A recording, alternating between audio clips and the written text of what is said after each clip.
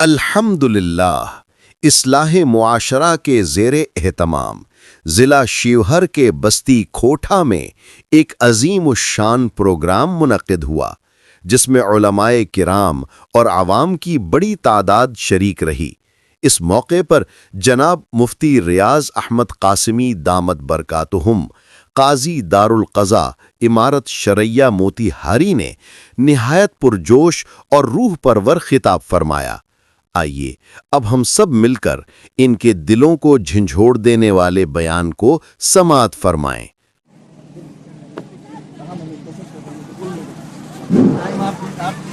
الحمدللہ رب العالمین والصلاة والسلام علی سید الانبیاء والمرسلین محمد وآلہ واصحابہ اجمعین، اما بعد۔ اعوذ باللہ من الشیطان الرجیم، بسم اللہ الرحمن الرحیم۔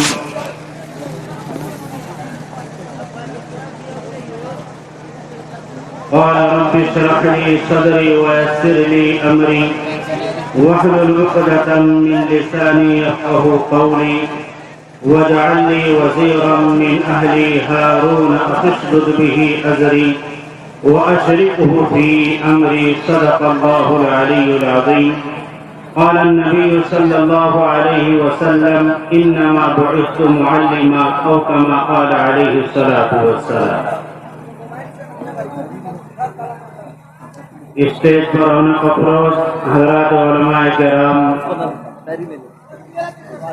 عمائدین علاقہ، سامعین اعظام، پردہ نشین خواتین اسلام، میں زیادہ وقت آپ حضرات کا نہیں لوں گا۔ ہم سبوں کو صدر اجلاس کا بیان سننا ہے، انشاءاللہ سننا ہے۔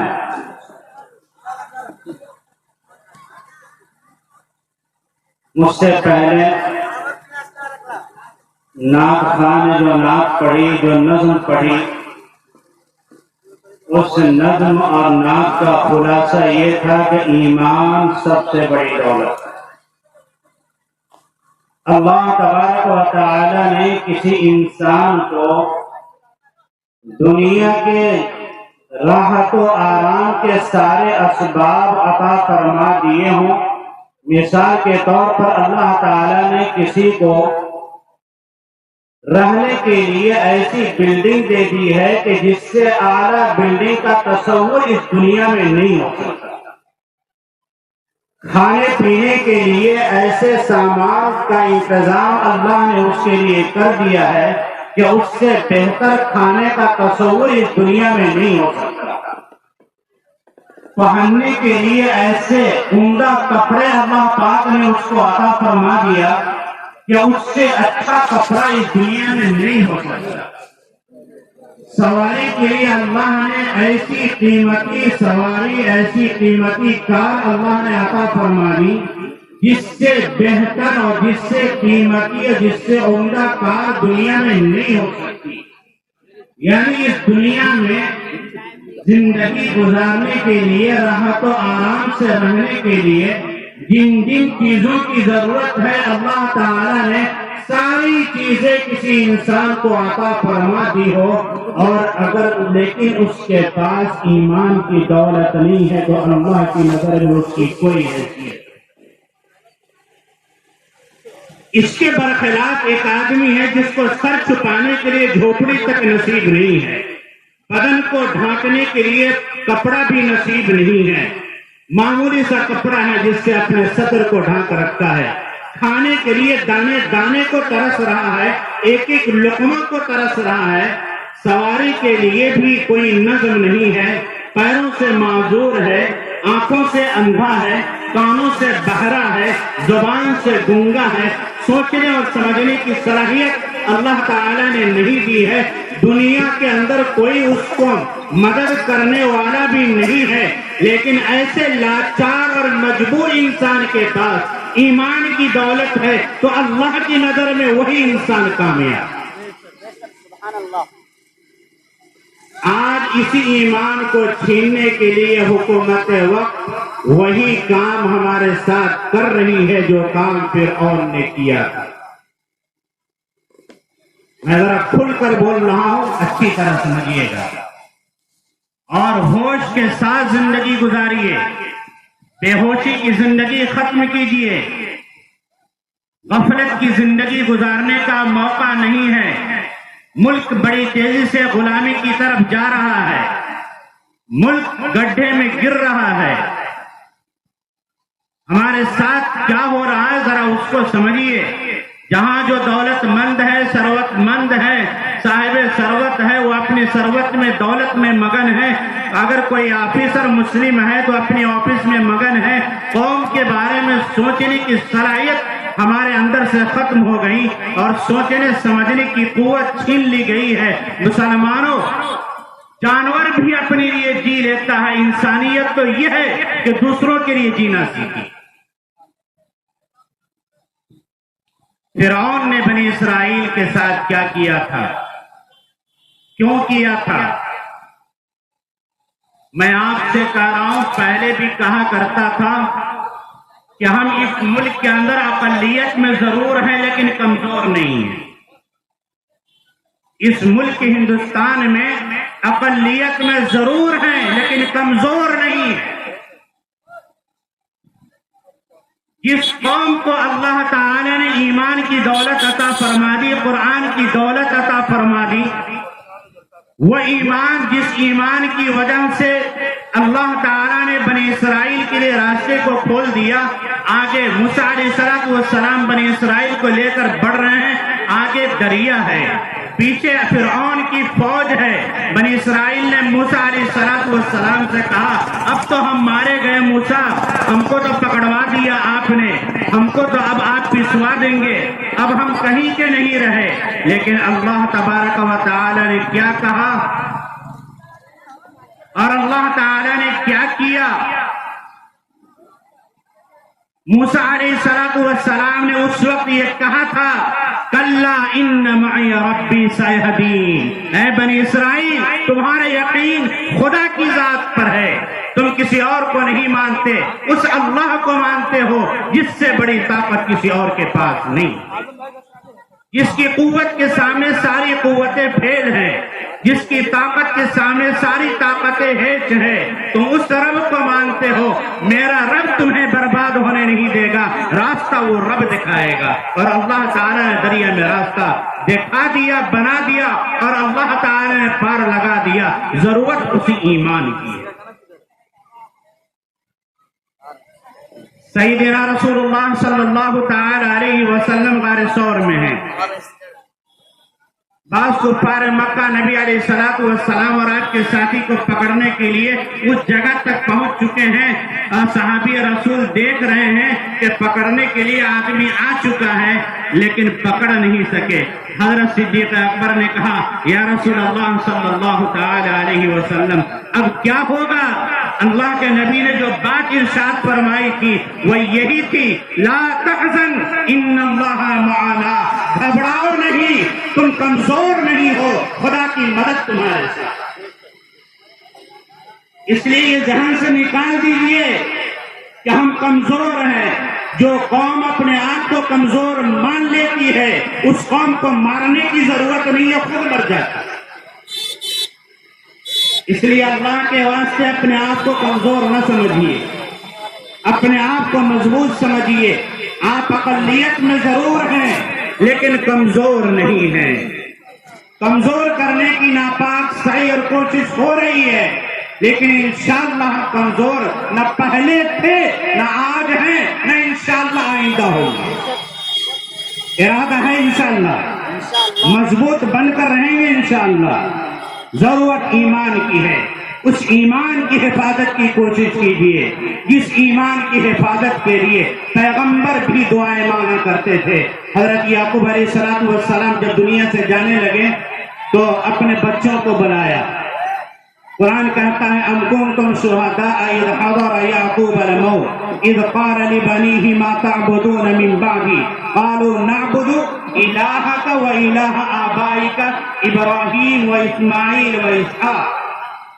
حضرت یعقوب نے بیٹوں کو بلا کر کچھ اور نہیں پوچھا، یہ نہیں کہا کہ میرے دنیا سے جانے کے بعد تم کیا کرو گے، تمہارا تمہارے کھانے پینے کا نظم کیسا ہوگا، پہننے اوڑھنے کا نظم کیسا ہوگا، تم کس طرح رہو گے۔ فکر اس کی نہیں تھی، فکر کس بات کی تھی کہ تم ہمارے دنیا سے چلے جانے کے بعد اللہ کو مانو گے یا اللہ سے پھر جاؤ۔ فکر اس ایمان کی کرنی ہے۔ یوسف علیہ السلام کے ہاتھ میں ملک ہے، حکومت ہے، لیکن دعا مانگتے ہیں توفنی مسلمہ والحقنی بالصالحین، اے اللہ تو دنیا سے لے جانا تو ایمان کی حالت میں لے جانا۔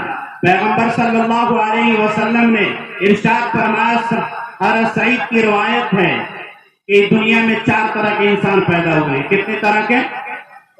4 طرح کے انسان۔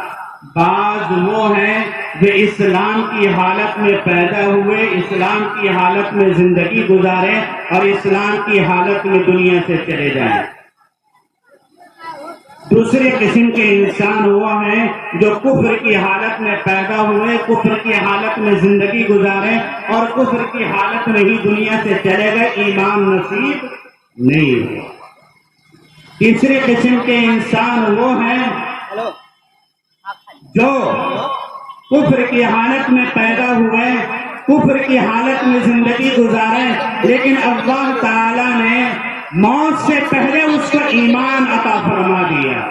امام قاسم نانوتوی رحمۃ اللہ علیہ کا ایک پڑوسی تھا، لالا جی۔ کوئی بھی پڑوسی ہو، مسلم ہو غیر مسلم ہو، ان کے ساتھ حسن سلوک کرنا چاہیے، اچھا برتاؤ کرنا چاہیے۔ لالا جی کا انتقال ہوا، امام قاسم نانوتوی نے خواب میں دیکھا کہ لالا جی جنت میں ٹہل رہے ہیں۔ پوچھا حضرت نے کہ لالا جی آپ اور جنت بات سمجھ میں نہیں آ رہی ہے، آپ جنت میں کیسے ٹہل رہے ہیں؟ تو لالا جی نے بتایا حضرت کو کہ حضرت میں مرنے سے پہلے ان کہی کہہ لیا تھا۔ ان کہی کا مطلب جو نہیں کہنا چاہیے تھا وہ کہہ لیا تھا۔ وہ کیا تھا؟ لا الہ الا اللہ محمد رسول اللہ صلی اللہ علیہ وسلم۔ اللہ تعالی نے اس کلمہ کی بنیاد پر مجھے جنت عطا فرمائی۔ پیغمبر فرماتے ہیں تیسری قسم کا انسان وہ ہے جو کفر کی حالت میں پیدا ہوا، کفر کی حالت میں زندگی گزارا، لیکن مرا مسلمان تھا۔ چوتھی قسم کا انسان وہ ہے جو پیدا ہوا اسلام کی حالت میں، مسلم گھرانے میں زندگی گزارا مسلمان بن کر، اسلام اور ایمان کی حالت میں، لیکن اس کی زندگی کے اعمال ایسے تھے، اس کے حرکات ایسے تھے، اس کا کیریکٹر ایسا تھا کہ اس کے غلط کیریکٹر کی وجہ سے اللہ نے موت سے پہلے اس سے ایمان کو چھین لیا۔ پیدا ہوا مسلمان گھرانے میں، اسلام کی حالت میں، ایمان کی حالت میں زندگی گزارا، ایمان کی حالت میں، سارا معاشرہ جان رہا ہے، سارا علاقہ جان رہا ہے کہ یہ مسلمان ہے، لیکن اللہ تعالی دنیا سے اٹھا رہا ہے کفر کی حالت میں۔ یہ 4 قسم کے انسان ہوتے ہیں، اس لیے کبھی اس بات کا اطمینان نہ رکھو کہ ہم مسلمان گھرانے میں پیدا ہوئے ہیں، 5 وقت کے نمازی ہیں تو ہم مریں گے تو ایمان کی حالت میں مریں گے۔ کوئی گارنٹی نہیں دے سکتا، یہ فضل خداوندی ہے، جسے چاہے ایمان کی حالت میں اٹھا لے۔ اس لیے اللہ سے دعا مانگے، اے اللہ جو ایمان دیا ہے اس پر ثابت قدم رکھنا۔ حضرت ام سلمہ سے کسی نے پوچھا رضی اللہ تعالی عنہ کہ نبی علیہ السلام جب آپ کے گھر رہا کرتے تھے تو سب سے زیادہ کون سی دعا مانگا کرتے تھے؟ تو حضرت ام سلمہ فرماتی ہے نبی سب سے زیادہ میرے گھر میں جو دعا مانگا کرتے تھے وہ دعا یہ تھی، یا مقلب القلوب، اے دلوں کو پلٹنے والے۔ پیغمبر فرماتا ان قلوب بنی آدم کلھا بین اصبعین من اصابع الرحمن، سارے انسانوں کے دل اللہ کے 2 انگلیوں کے درمیان، سارے انسانوں کے دل اللہ کی 2 انگلیوں کے درمیان ہے۔ یصرفہ کیف یشاء، اللہ جدھر چاہتا ہے اس دل کو پھیر دیتا ہے۔ نبی دعا کرتے ہیں یا مقلب القلوب ثبت قلبی علی دینک، اے اللہ تو ایمان دیا ہے، ایمان کے ساتھ ہی دنیا سے لے۔ اس لیے اس ایمان کی حفاظت کی دعا مانگیے. اسی نعمت کو، اسی دولت کو ہمارے دلوں سے نکالنے کی ناپاک سعی اور کوشش ہو رہی ہے، اور وہی طریقہ اختیار کیا جا رہا ہے جو طریقہ فرعون نے اس وقت کے مسلمانوں کے ساتھ اختیار کیا. وہ طریقہ کیا تھا؟ فرعون نے بنی اسرائیل کے لیے 4 کام کیے. خوب اچھی طرح ذہن میں رکھنا. 4 کام کیا. ایک کام یہ کیا کہ سماج میں جو عزت تھی اس عزت کو ختم کر دیا. سماج میں جو عزت تھی وہ عزت کو ختم کر دیا. آج کورونا مہاماری جب سے شروع ہوئی ہے، جب سے کس نگاہ سے ہمیں اور آپ کو دیکھا جاتا ہے آپ کو خوب معلوم، خوب اچھی طرح معلوم ہے سماج میں کیا عزت ہے ہماری. وہ ہمارا غیر مسلم دوست، جو دوست پہلے ہمارے لیے وقت دینے کو تیار، جان دینے کو تیار، اگر ہمارے گھر کا کوئی آدمی بیمار ہو جائے تو رات بھر ہاسپٹل میں ہمارے ساتھ رہنے کے لیے تیار.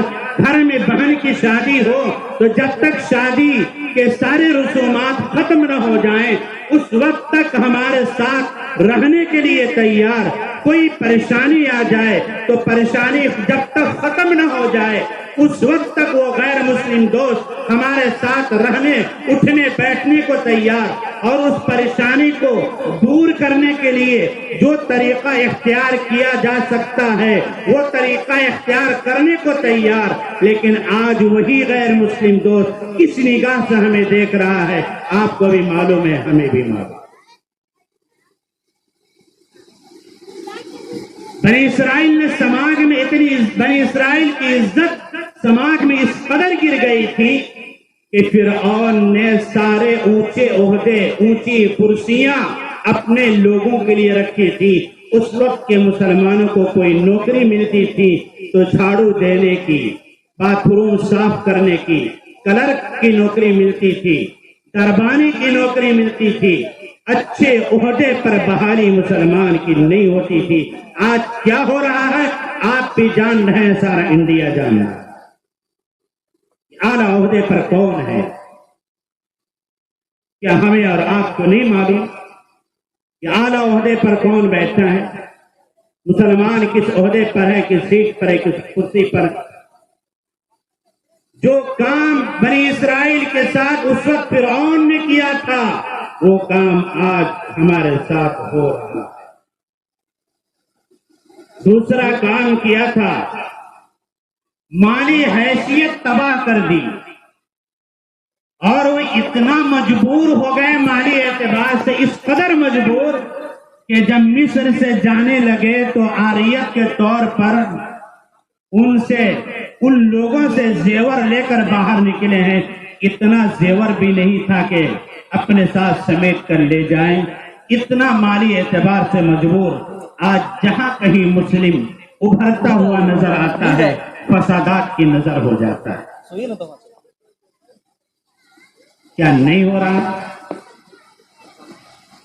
ذرا سوچئے سمجھئے آپ کس راستے پر جا رہے ہیں، کیا ہو رہا ہے، ہمیں کیا کرنا چاہیے. اچھی طرح ہوش و حواس کے ساتھ زندگی گزاریے.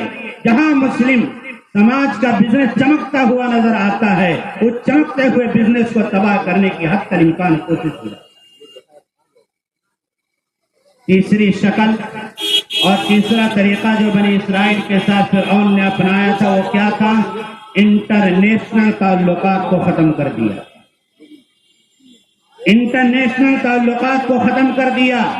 آج آپ کے فیور میں کوئی ملک آواز اٹھا نہیں سکتا. اٹھائے گا تو یہ کہا جائے گا یہ ہمارے اندرون ملک کا معاملہ ہے، کسی ملک کو بولنے کی اجازت نہیں. بنی اسرائیل کے انٹرنیشنل تعلقات کو فرعون نے اس طرح ختم کیا تھا کہ ان کا جو اصلی وطن تھا ملک شام، وہ لوگ اس ملک شام کو بھی بھول گئے اور وہاں جانا بھی پسند نہیں تھا بنی اسرائیل کو.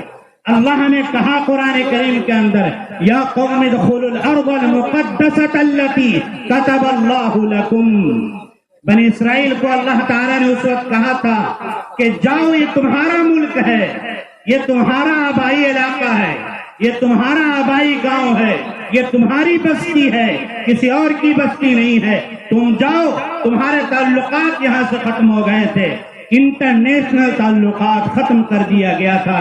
اسی لیے جب موسیٰ علیہ السلام نے فرعون سے جا کر بات کی تو یہ کہا ان ارسل معنا بنی اسرائیل، اے فرعون تو نے بنی اسرائیل کے، آج کے مسلمانوں کے انٹرنیشنل تعلقات کو ختم کر دیا ہے، ان کو باہر نکلنے دو، مصر سے باہر آنے دو، تاکہ ان کے حالات دنیا کے لوگ جانیں یہ مظلوم ہے، ان پر ظلم ہو رہا ہے، ان پر زبردستی کی جا رہی ہے، دنیا بھی جان لے کہ بنی اسرائیل کے ساتھ فرعون اس وقت کیا کر رہا ہے، حکومت وقت کیا کر رہی ہے۔ حضرت موسیٰ نے کہا ان ارسل معنا بنی اسرائیل، انٹرنیشنل تعلقات نے ختم کر دیا ہے، ان تعلقات کو بحال ہونے دو، ان کی آواز کو دنیا والوں تک پہنچنے دو تاکہ دنیا والے اس کی مدد کے لیے آگے آئیں۔ کیا آج آپ کے انٹرنیشنل تعلقات ختم نہیں ہو رہے ہیں؟ کیا طرح طرح کی قیدیں نہیں آ رہی ہیں؟ کیا قوانین نہیں بن رہے ہیں؟ سمجھیے، آپ خوب اچھی طرح سمجھیے، ہوش و حواس کے ساتھ زندگی گزاریے، صرف اپنی بلڈنگ پر نگاہ نہ رکھیے، اپنی کھیتی باڑی پر نگاہ نہ رکھیے، جو اسکول چلا رہے ہیں وہ صرف اپنی اسکول پر نگاہ نہ رکھیں، مدرسہ چلانے والے صرف اپنے مدرسے پر نگاہ نہ رکھیں، باپ اپنی اولاد پر صرف نگاہ نہ رکھے، بلکہ یہ سوچیں آج ہماری اولاد 2 وقت کی روٹی کھا رہی ہے، آج کے 10 سال کے بعد ہماری اولاد کو 1 روٹی بھی نصیب ہوگی یا نہیں؟ کہاں کھو رہے ہیں؟ کچھ سمجھیے، انٹرنیشنل تعلقات کو ختم کر دیا۔ چوتھا کام جو بنی اسرائیل کے لیے کیا تھا وقت کے فرعون نے، وقت کی حکومت نے، وہ یہ کہ مذہبی دینی درسگاہوں کو ختم کر دیا، مذہبی تعلیم کو، بنیادی تعلیم کو ختم کر دیا، بنیادی تعلیم پر پابندی لگا دی۔ حضرت ابراہیم علیہ السلام کے طور طریقے کے مطابق جتنے مدرسے تھے، تربیت گاہیں تھی، تعلیم گاہیں تھی، ان سبوں پر قفل لگوا دیا، تالا لگوا دیا، بند کروا دیا۔ ان کو کیا ضرورت تھی ابراہیم کے طور طریقے کے مطابق تعلیم کو، ایجوکیشن کو آگے بڑھانے کی؟ اس لیے ختم کیا۔ نتیجہ کیا ہوا؟ جہالت آئی، اور ایسی جہالت آئی، وہ قوم اتنی جاہل ہوئی، جب تک ان کے علماء زندہ تھے اس وقت تک اپنے اپنے مسائل ان سے پوچھ کر حل کر لیا کرتے تھے، لیکن مدرسے بند ہو گئے، تعلیم گاہیں بند ہو گئیں، تربیت گاہیں بند ہو گئیں، اب علماء پیدا ہونے والے نہیں رہے، نہیں کوئی راستہ نہیں تھا علماء کے پیدا ہونے کا۔ نتیجہ یہ ہوا کہ عوام جہالت میں ڈوب گئی، اور اتنی جہالت اس وقت کے مسلمانوں میں آئی کہ موسیٰ علیہ السلام جب بنی اسرائیل کو فرعون سے آزاد کرا کر لے کر باہر نکلے ہیں اور مقام اریحہ پر پہنچے ہیں، تو وہاں دیکھا کہ کچھ لوگ پیتل کا بنا ہوا بت ہے اور لوگ اس کی پوجا کر رہے ہیں۔ بنی اسرائیل مسلمان ہیں اس وقت کے، موسیٰ علیہ السلام پر ایمان رکھنے والے ہیں، موسیٰ علیہ السلام سے درخواست کرنے لگے وہ مسلمان، یا موسیٰ اجعل لنا الہا کما لہم آلہہ، اے موسیٰ جس طرح یہ بت کی پوجا کر رہے ہیں ویسا پیتل کا بت ہمارے لیے بھی خرید دیجئے تاکہ ہم بھی اس کی پوجا کریں۔ مسلمانوں، اگر دور اندیشی سے ہم لوگوں نے کام نہیں لیا اور اپنے بچوں کی تعلیم کا نظام نہیں بنایا، اور عمارت شرعیہ پھلواری شریف پٹنہ نے جو تحریک چلائی ہے بنیادی دینی تعلیم کو سماج میں لانے کی اور فروغ تعلیم کی، تحفظ اردو کی اگر ہم نے اس بنیادی تحریک کو نہیں سمجھا اور عمارت شرعیہ کے قدم سے قدم ملا کر ہم نہیں چلے تو یاد رکھیے گا چند سالوں کے بعد ہماری اولاد بھی کہے گی ابو جان جس طرح آپ کپڑا ہمارے لیے لے کر آتے ہیں، جس طرح ہمارے لیے کھلونا لے کر آتے ہیں، بت بھی لا کر دیجئے کہ ہم بھی اس کی پوجا کریں۔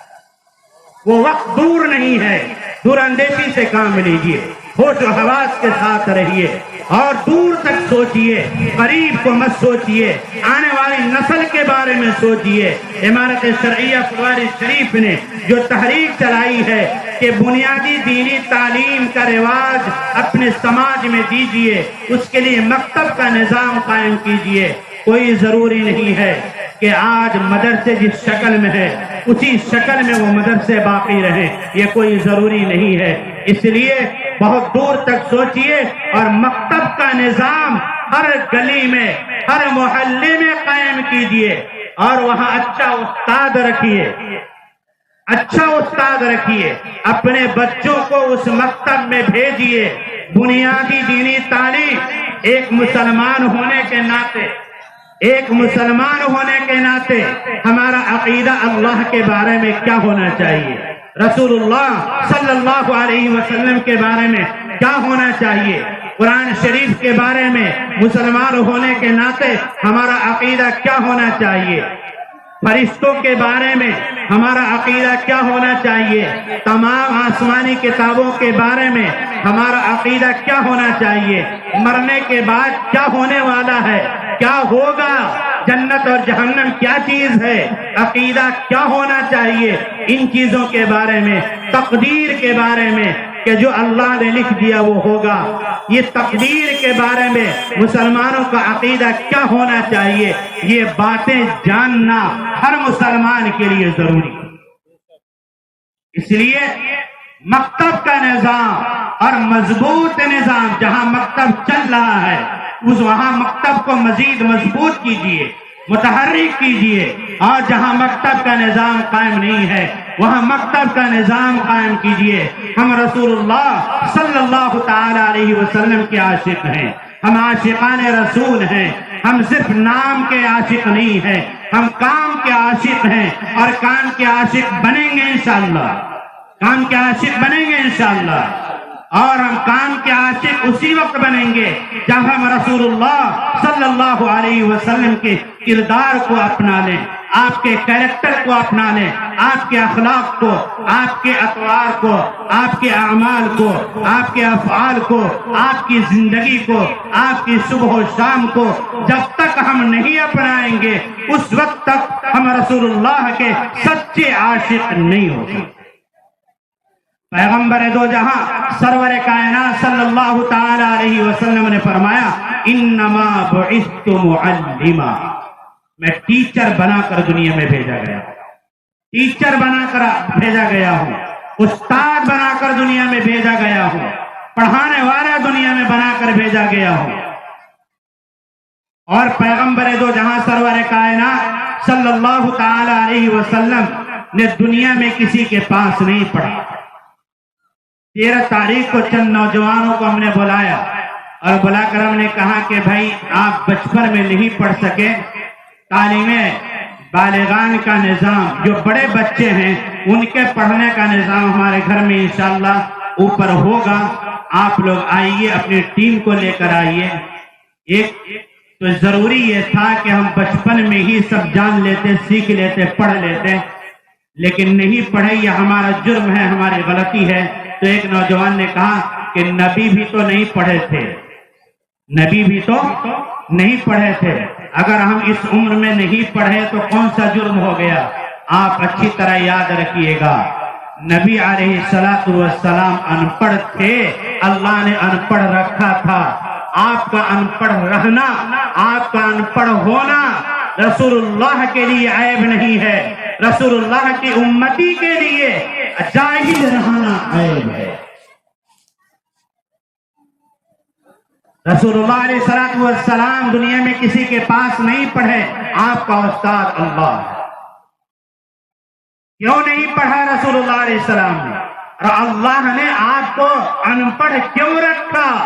21ویں پارے کو پڑھیے، اللہ کہتا ہے وَمَا كُنْتَ تَتْلُو مِنْ قَبْلِهِ مِنْ كِتَابٍ وَلَا تَخُطُّهُ بِيَمِينِكَ إِذًا لَارْتَابَ الْمُبْطِلُونَ۔ اللہ فرماتے ہیں اگر میرا نبی دنیا میں کسی سے پڑھ لیتا اور قرآن بعد میں نبی بننے کے بعد عوام کے سامنے پیش کرتا تو کافر یہ کہتے، غیر مسلم یہ کہتے ارے محمد کسی سے پڑھ لیا ہے اور پڑھ کر کے لکھ کر خود سے قرآن کو پیش کر رہا ہے، یہ اللہ کا بھیجا ہوا قرآن نہیں۔ اس شک سے بچانے کے لیے، اس تہمت سے بچانے کے لیے، اس الزام سے بچانے کے لیے اللہ نے اپنے نبی کو ان پڑھ رکھا تھا۔ نبی کے لیے ان پڑھ ہونا عیب نہیں ہے، یہ نبوت کی دلیل ہے، ان کے نبی ہونے کی نشانی ہے۔ ہمارے لیے ان پڑھ ہونا یہ ہمارے لیے عیب کی بات۔ اس لیے مکتب کا نظام قائم کیجیے، اپنے بچوں کو زیور تعلیم سے آراستہ کیجیے۔ رسول اللہ صلی اللہ تعالی علیہ وسلم نے اپنی نور نظر لخت جگر حضرت فاطمہ کو پڑھایا۔ رسول اللہ علیہ السلام نے اپنی بیوی کے لیے بھی پڑھنے کا نظام بنایا، بیوی کے لیے بھی پڑھنے کا نظام بنایا، اپنی بیٹی کو پڑھایا۔ افسوس آج ہم اپنی اولاد کے لیے سب کچھ کرنے کو تیار، اوور ڈیوٹی بھی کرنے کو تیار ہے، رات میں کاشتکاری کرنی پڑے، ہل جوتنا پڑے، اس کے لیے بھی تیار۔ کیوں؟ اس لیے کہ بچوں کے لیے کمی نہ ہو، بچوں کی ہر ضرورت پوری ہو جائے، بچوں کی ہر حاجت پوری ہو جائے، کوئی کمی بچوں میں نہ ہو، بچوں کی رہ جائے۔ اس کے لیے ہر مصیبت اٹھانے کو تیار ہیں، لیکن اپنے بچوں کی تعلیم کے لیے اتنا فکر مند ہم نہیں، اس کے ایجوکیشن کے لیے اتنے فکر مند نہیں ہے۔ رسول اللہ علیہ السلام نے حضرت زید جو منہ بولا بیٹا اپنا بیٹا نہیں ہے، رسول اللہ علیہ السلام کا منہ بولا بیٹا ہے، ان کو پڑھایا لکھایا، پیغمبر دنیا سے پردہ فرما گئے، لیکن اتنا پڑھا کر گئے دوسرے کی اولاد کو، وقت آیا تو ایک اسٹیٹ کے گورنر بنائے۔ یہ پیغمبر کی تعلیم، یہ پیغمبر نے پڑھایا ہے۔ اس لیے اپنے بچوں کی دینی تعلیم کا اور اعلیٰ عصری تعلیم کا نظام بنائیے۔ بچے مکتب میں جائیں، مکتب میں جا کر دینی بنیادی تعلیم کو حاصل کریں، اور اسکول میں جائیں، کالج میں جائیں اور خوب اعلیٰ سے اعلیٰ ڈگری حاصل کریں۔ اپنے بچوں کے پڑھنے کا نظام اس طرح بنائیے۔ میں ایک واقعہ بتا کر اپنی بات کو پوری کرنا چاہوں گا۔ نبی کریم صلی اللہ تعالی علیہ وسلم کی مدنی زندگی کو پڑھیے۔ رسول اللہ صلی اللہ تعالی علیہ وسلم مدینہ پاک تشریف لے گئے۔ مدینہ پاک تشریف لے جانے کے بعد رسول اللہ علیہ السلام نے مسجد نبوی کی تعمیر فرمائی۔ کس کی تعمیر فرمائی؟ مسجد نبوی کی۔ اور مسجد نبوی کی تعمیر ایسے وقت میں ہو رہی ہے کہ اس وقت پیغمبر کے پاس یا صحابہ کے پاس اتنا پیسہ نہیں ہے کہ مزدور رکھ کر، لیبر کو رکھ کر مسجد نبوی کی تعمیر کرا سکے، اتنا پیسہ بھی نہیں۔ پیغمبر بھی پتھر اٹھا رہے ہیں، صحابہ پتھر اٹھا رہے ہیں، مسجد نبوی بنائی جا رہی ہے۔ اتنی تنگی کا زمانہ، اسرت کا زمانہ، فقر و فاقہ کا زمانہ ہے، پیسہ کی کمی ہے، اتنا پیسہ نہیں ہے کہ لیبر رکھ کر مسجد نبی کو بنوایا جا سکے۔ نبی اٹھا رہے ہیں پتھر، صحابہ پتھر اٹھا رہے ہیں، اور اس طریقے سے مسجد نبوی کی تعمیر مکمل ہوتی ہے۔ لیکن مسجد نبوی کی تعمیر کے بعد رسول اللہ علیہ السلام نے کام کو روکا نہیں، ایک کام اور کیا پیغمبر نے۔ پیغمبر چاہتے تو مسجد نبی کی تعمیر کے بعد کام کو روک دیتے، لیکن پیغمبر نے اس تنگی کے زمانے میں بھی کام کو روکا نہیں ہے بلکہ کام کو آگے بڑھایا. وہاں ایک چبوترا بنایا, ایک صفہ جسے کہا جاتا ہے, جہاں لوگ آئیں پڑھیں, صحابہ آئیں قرآن سیکھیں اور سکھائیں, قرآن کو پڑھیں اور پڑھائیں. پڑھنے پڑھانے کے لیے رسول اللہ صلی اللہ تعالی علیہ وسلم نے صفہ نامی چبوترا بنا دیا. یہ بنا کر میسج دیا. بڑی تنگی کے زمانے میں, فقر و فاقہ کی حالت میں اس صفہ کی تعمیر ہوئی ہے. رسول اللہ علیہ السلام نے اس صفہ نامی چبوترا کو بنوایا ہے. یہ کیا پیغام دینا چاہتے تھے اللہ کے نبی علیہ السلام؟ کیا میسج دینا چاہتے تھے پیغمبر دو جہاں صلی اللہ تعالی علیہ وسلم؟ میسج یہی تھا, پیغام یہی تھا. سنو مسلمانوں, پیغمبر یہ بتانا چاہتے ہیں کہ مسلمان بھوکا رہ سکتا ہے لیکن مسجد کے بغیر نہیں رہ سکتا. مسلمان بھوکا رہ سکتا ہے لیکن تعلیم کے بغیر نہیں رہ سکتا, ایجوکیشن کے بغیر نہیں رہ سکتا, مکتب کے بغیر نہیں رہ سکتا, مدرسہ کے بغیر نہیں رہ سکتا, اسکول کے بغیر نہیں رہ سکتا, ایجوکیشن کے بغیر نہیں رہ سکتا, تعلیم و تربیت کے بغیر نہیں رہ سکتا. یہی پیغام تھا اس صفہ کو بنانے کا, یہی پیغام تھا اس چبوترا کے بنانے میں, یہی میسج چھپا ہوا تھا اس مقام صفہ میں.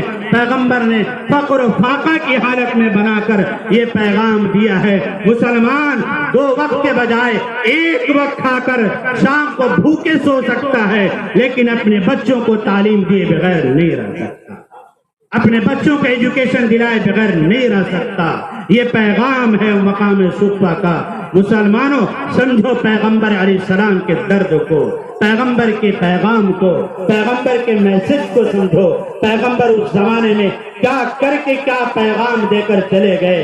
اس لیے عمارت شریعہ پھلواری شریف پٹنہ نے جو خود کفیل مکتب کے نظام کو قائم کرنے کی تحریک چھیڑی ہے, یاد رکھنا مسلمانوں, یہ عمارت شریعہ یہ وہ مضبوط تنظیم ہے, یہ وہ مضبوط ادارہ ہے جس ادارے سے مضبوط کوئی ادارہ اس بہار میں نہیں ہے.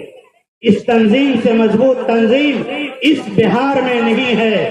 اس تنظیم کی مضبوطی بہار, اڑیسہ, جھارکھنڈ کے مسلمانوں کی مضبوطی ہے. اس تنظیم کی کمزوری ہماری اور آپ کی کمزوری ہے. یاد رکھیے گا ہمارے گھروں کے اندر بہت ساری چیزیں ہوتی ہیں جن چیزوں کی حفاظت ہم کرتے ہیں. اپنے کپڑوں کی بھی حفاظت کرتے ہیں, نئے کپڑوں کی حفاظت خوب کرتے ہیں. بہت سارے برتن ہوتے ہیں لیکن جو بڑے بڑے برتن ہوتے ہیں ان کو حفاظت کے ساتھ رکھتے ہیں تاکہ کبھی کبھی وقت پر کام آئے, پریشانی وقت پر نہ ہو. بہت ساری چیزیں ہیں جن کی حفاظت ہم خوب کرتے ہیں.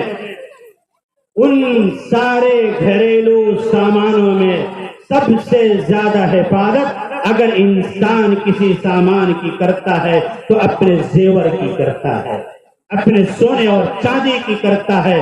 مسلمانوں ساری تنظیموں کی حفاظت ہماری اور آپ کی دینی اور ملی ذمہ داری ہے, لیکن عمارت شریعہ کی حفاظت سونے چاندی سے زیادہ کرنا یہ ہماری اور آپ کی ذمہ داری.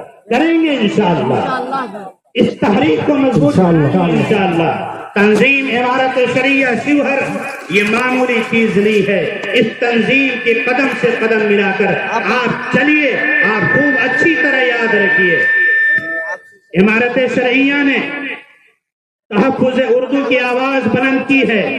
حکومت وقت نے کہہ بھی دیا اب کہ اب یہ لازمی سبجیکٹ ہے, اختیاری سبجیکٹ نہیں ہے. میں آپ سے کہتا ہوں ہمارے بچے جہاں اسکول میں جاتے ہیں فارم بھرتے وقت وہاں ایک کالم آتا ہے کیا کہ یہ اختیاری آپشنل کالم ہے. آپ چاہے تو سنسکرت بھر لیں, اس میں چاہے تو اردو بھر لیں یا ہندی بھر لیں. مسلمانوں اپنے بچوں سے کہیے, اپنے دوستوں سے, اپنے نوجوانوں سے میں یہ کہوں گا اچھی طرح یاد رکھیے جہاں اختیاری کالم آ رہا ہے فارم میں وہاں اردو بھریے, اردو سبجیکٹ کو لیجئے, اردو کا مضمون لیجئے. یہ اردو معمولی زبان نہیں ہے, اس زبان سے آپ کی تہذیب جڑی ہوئی ہے, آپ کا کلچر جڑا ہوا ہے, آپ کی ثقافت جڑی ہوئی ہے. اسلامی کتابوں کا بہت بڑا خزانہ اردو زبان میں محفوظ ہے۔ امارت شرعیہ نے تحفظ اردو کی تحریک چھیڑی ہے، اور خوب یاد رکھیے، اچھی طرح یاد رکھیے، میں قرآن کی روشنی میں کہہ رہا ہوں آپ سے۔ جب موسیٰ علیہ السلام سے اللہ نے کہا اذهب الى فرعون انه طغى، جاؤ حکومت فرعون سے کہو کہ فرعون بڑا ظالم ہو گیا ہے، اس وقت کے مسلمانوں کے خلاف کھڑا ہو چکا ہے، جاؤ اسے سمجھاؤ۔ موسیٰ علیہ السلام نے کہا رب اشرح لی صدری، اے اللہ جس کام کی ذمہ داری تو مجھے دے رہا ہے اس کے لیے ہمت دے، حوصلہ دے، شوق دے، اس کے بغیر یہ کام نہیں ہوتا۔ وَيَسِّرْ لِي أَمْرِي، اے اللہ بڑے حاکم کے پاس جا رہا ہوں، ظالم کے پاس جا رہا ہوں، جس کام کو دے کر تو مجھے بھیج رہا ہے فرعون کے پاس، اس کام کو تو میرے لیے آسان فرما دے۔ وَيَسِّرْ لِي أَمْرِي وَاحْلُلْ عُقْدَةً مِّن لِّسَانِي يَفْقَهُوا قَوْلِي، اور میری زبان میں تاثیر پیدا کر دے، میں جو بولوں فرعون سمجھ لے، حکومت وقت سمجھ لے۔ وَاجْعَل لِّي وَزِيرًا مِّنْ أَهْلِي هَارُونَ أَخِشْدُدْ بِهِ أَزْرِي، میرے بھائی کو بھی میرے ساتھ کر دے، طاقت تو بڑھ جائے گی۔ اکیلے سے 2 اچھا ہے، 2 سے 3 اچھا ہے، 3 سے بڑی جماعت اچھی ہے۔ میری طاقت کو بڑھا دے، میرے بھائی کو میرے ساتھ کر دے۔ وَأَشْرِكْهُ فِي أَمْرِي، اے اللہ میرے کام میں ان کو شریک کر دے، یہ کام مل جل کر کرنے کا ہے، مل جل کر کرنے کا کام ہے، اکیلے کا کام نہیں ہے۔ خوب اچھی طرح یاد رکھیے، جب بھی کوئی تنظیم اپنے قوم کے حق میں آواز بلند کرتی ہے تو حکومت یہ نہیں دیکھتی اس کی آواز سنے جانے کے لائق ہے یا نہیں۔ جو مطالبہ یہ تنظیم کر رہی ہے، اس تنظیم کے مطالبے کو ماننا اچھا ہے یا نہیں ہے، یہ تنظیم کے مطالبے مانے جانے کے لائق ہے یا نہیں، تسلیم کیے جانے کے لائق ہے یا نہیں، ان کے مطالبے حق بجانب ہیں یا نہیں ہیں، ان کا مطالبہ کیسا ہے، یہ حکومت نہیں دیکھتی۔ حکومت یہ دیکھتی ہے جو تنظیم آواز اٹھا رہی ہے اس تنظیم کے ساتھ کتنے لوگ شریک ہیں، ان کے پاس لوگوں کی طاقت کتنی ہے، یہ گورنمنٹ دیکھتی ہے، یہ حکومت دیکھتی ہے۔ ہاتھ اٹھا کر کہیے ہم سب عمارت کے ساتھ ہیں، اور ابھی بھی ہیں، آئندہ بھی رہیں گے انشاءاللہ۔ اپنی نسلوں کو وصیت کر کے جائیں گے، عمارت سے جڑ کے رہنا، اسی میں تمہارے لیے خیر ہے۔ وآخر دعوانا ان الحمد للہ رب العالمین۔ محترم ناظرین، اگر یہ تقریر آپ کے دل کو لگی ہو، آپ کے ایمان کو تازہ کر گئی ہو یا آپ کو سوچنے پر مجبور کر گئی ہو تو براہ کرم اسے یہیں روک مت دیجیے۔ اس پیغام کو اپنے دوستوں اور رشتہ داروں تک ضرور پہنچائیں۔ اس ویڈیو کو شیئر کریں تاکہ نفع عام ہو، اور مزید دینی، اصلاحی اور سماجی بیانات کے لیے ہمارے چینل دینیات پلس کو سبسکرائب کریں۔ ساتھ ہی بیل آئیکن دبائیں تاکہ ہر نئی ویڈیو سب سے پہلے آپ تک پہنچے۔ جزاکم اللہ خیرا، والسلام علیکم ورحمۃ اللہ وبرکاتہ۔